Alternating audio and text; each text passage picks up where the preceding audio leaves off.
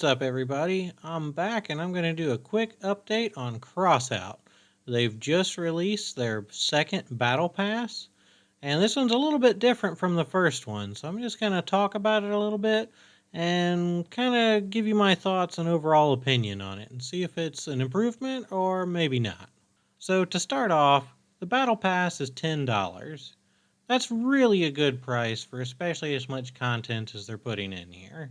You can get the $35 one that gives you 15 levels as a skip, but my experience on the last Battle Pass, as long as you play most every day and do a lot of the weekly challenges, mainly just the weekly challenges, you'll get enough of the points to where you don't really have to buy the Battle Pass, or at least the $35 one.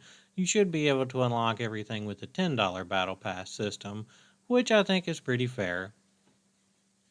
So getting into the parts, and this is really the meat of the Battle Pass system, unlike the last event we had, where it was pretty much all the parts were focused on one style, and it was like construction equipment.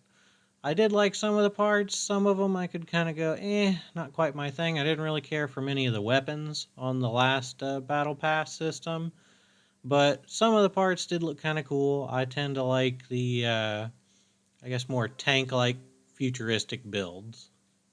This Battle Pass changes it up a little bit with instead of having just one faction to try and earn parts for, now you have 3 different factions. I really like the fact that they're changing it up a little bit and giving you a wider variety of parts. That way, if the parts they're offering isn't quite your style, it's not just a total wash. The first faction up is very similar to the Lunatics faction. It's very Mad Max-esque, very run-down, rustic, lots of spikes. It's pretty much what you'd see and expect out of a Mad Max movie vehicle. The second faction is very similar to Steppenwolf's.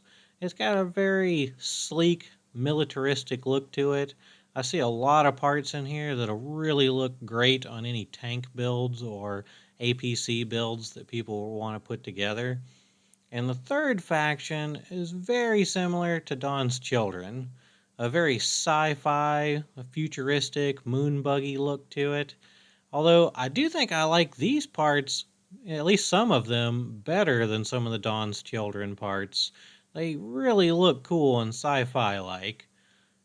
In addition to just the parts, each new faction gets their own driver, some decals, some backgrounds, and banners, as well as a cabin for each faction and a couple weapons for each faction.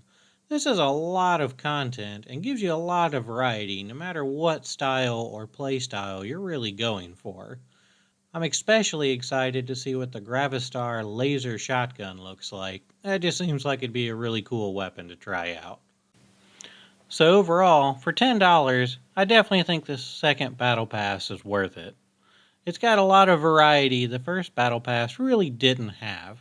So that way it can really go to your play style or just whatever style you want your vehicle to look like, which is much appreciated.